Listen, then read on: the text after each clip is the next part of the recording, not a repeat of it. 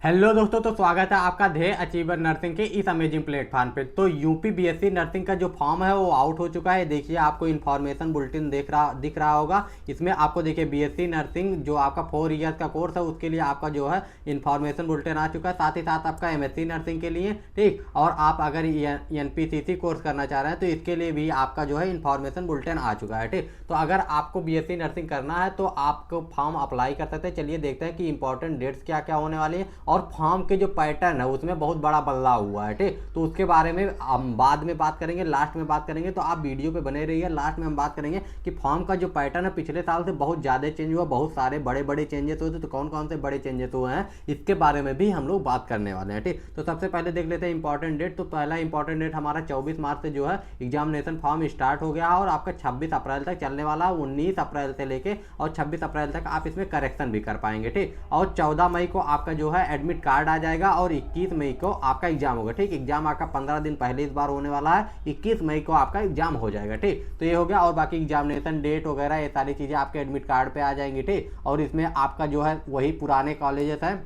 जो भी सारे आपके एफिलिएटेड हैं, किससे, जो ABBMU से एफिलिएटेड हैं, चाहे वो प्राइवेट हो चाहे गवर्नमेंट हो। साथ ही साथ SGPGI लखनऊ हो गया, KGMU हो गया, RML हो गया, UP UMS हो गया, LLRM हो गए, सारे कॉलेजेस हैं, ठीक। तो ये सारी चीज़ें हो गई। और बाकी जो जो इंपॉर्टेंट इन्फॉर्मेशन है उसको देंगे। ये PDF अगर आपको पढ़ना है, देखना है, तो इसका लिंक आपको मिल जाएगा कहाँ पे, हमारे टेलीग्राम पे, ठीक। वहाँ पे PDF पे मिल जाएगा और टेलीग्राम का लिंक डिस्क्रिप्शन में दिया हुआ है। और एग्जाम सेंटर को उसके सिटी में है तो आप देख लीजिए कि आपके सिटी में है कि नहीं। तो आगरा हो गया, अलीगढ़ हो गया, ठीक, अयोध्या हो गया, बस्ती हो गया, गोंडा हो गया, कानपुर हो गया, मिर्जापुर हो गया, सहारनपुर हो गया, प्रयागराज हो गया, मेरठ हो गया, गौतम बुद्ध नगर वो हो गया, उसके बाद झांसी हो गया, गाजियाबाद हो गया, बांदा हो गया, गोरखपुर हो गया, लखनऊ हो गया, मुरादाबाद हो गया, वाराणसी हो गया, ठीक। तो ये सारे आपके एग्जाम सिटी हो गए। इसके बाद आगे बढ़ते हैं। तो इंपॉर्टेंट एग्जामिनेशन फ़ी क्या है। तो एग्जामिनेशन फ़ी आपका वही है पिछले साल का जो था। 3000 रुपये आपके लगेंगे OBC और अनरिजर्व वालों का, और 2000 रुपये लगेंगे SC ST PWD वालों का, ठीक। इसके बाद एलिजिबिलिटी क्राइटेरिया क्या, वही आपका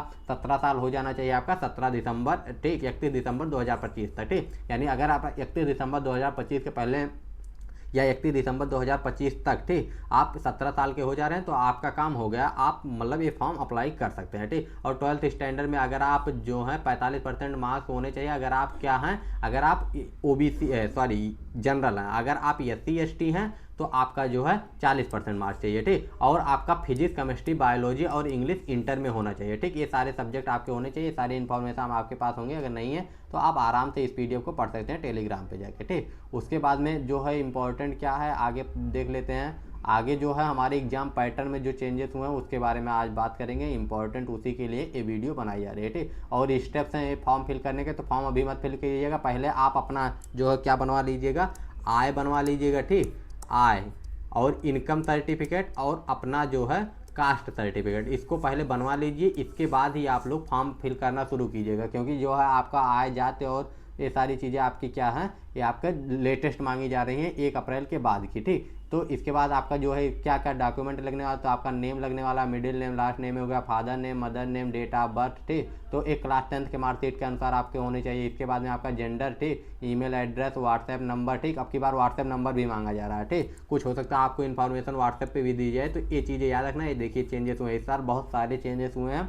तो एक एक करके सबकी बात करेंगे, ठीक। आज का हमारा जो वीडियो है वो मेन होगा कि एग्ज़ाम पैटर्न में क्या क्या चेंजेस हुए हैं उसके बारे में बात करते हैं, ठीक। तो चलिए उस पेज पे आते हैं और बात करते हैं कि एग्ज़ाम पैटर्न में क्या क्या चेंजेस हुए हैं, ठीक। तो एडमिट कार्ड आपका आ जाएगा, जो है डेट उसकी बता दी गई पहले ऊपर ही, ठीक। एग्जामिनेशन, ठीक। तो एग्जामिनेशन में क्या क्या चेंजेस हुए हैं, ठीक। आपका जो डेट ऑफ एग्ज़ाम है वो कब है, 21 मई को है, ठीक। ये याद है 11 बजे से 1:20 तक होगा, ठीक। यानी 2 घंटे और 20 मिनट आपको मिलने वाले हैं, ठीक। और आपका जो पेपर होगा इंग्लिश और हिंदी दोनों में होने वाला। बहुत लोगों का कन्फ्यूजन था कि हिंदी में होगा कि इंग्लिश में होगा। नहीं, पिछले साल की तरह आपका हिंदी इंग्लिश दोनों में होगा। और देखिए आपका पेन पेपर मूड ही होने वाला, OMR सीट पे ही आपका एग्जाम होगा, ऐसा नहीं है ऑनलाइन होगा, ठीक। तो OMR सीट पे ही आपका एग्जाम होने वाला और नंबर ऑफ क्वेश्चन भी घटा दिए गए, ठीक। ये बहुत ही हाईलाइटेड पॉइंट है कि आपके नंबर ऑफ क्वेश्चन घटा दिए गए हैं UPC नेट में, ठीक। कितने कर दिए गए हैं, 120 कर दिए गए हैं। इसके पहले कितने आते थे, 200 क्वेश्चन आते थे, ठीक। बाकी निगेटिव मार्किंग नहीं है, 1 नंबर की एक क्वेश्चन के लिए आपको 1 नंबर ही मिलने वाला है। ठीक, देखिए यहाँ पे लिखा हुआ ना,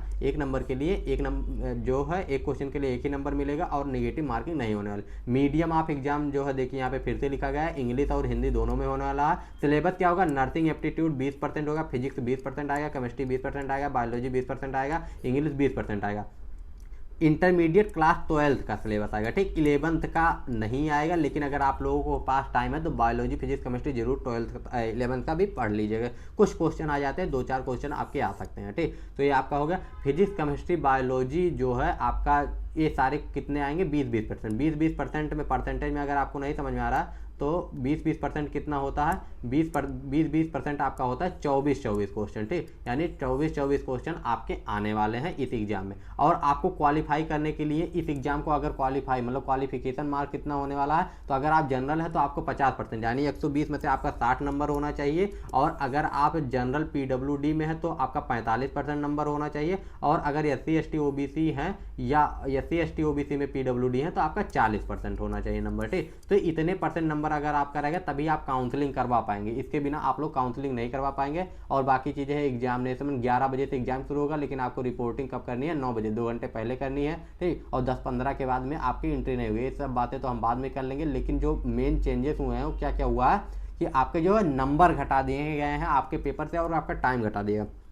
120 क्वेश्चन के लिए आपको 120 क्वेश्चन के लिए 140 मिनट मिलने वाले हैं। ठीक, 140 मिनट मिलेंगे और आपके नंबर ऑफ क्वेश्चन 120 हो गए हैं। ये चीज़ें याद रखिएगा, हर एक सब्जेक्ट के आप 24-24 क्वेश्चन केवल आएंगे। ठीक, अगर और कोई भी डाउट होगा और नर्सिंग से रिलेटेड अगर आगे भी आपको इन्फॉर्मेशन चाहिए तो आप जो है क्या कीजिए, बस हमारा चैनल सब्सक्राइब कर लीजिए, व्हाट्सएप ग्रुप को जरूर ज्वाइन कर लीजिएगा, और क्या कीजिए, आप टेलीग्राम पे जाके ये PDF को देख सकते हैं। मिलते हैं नेक्स्ट वीडियो में। Bye bye, take care and जय।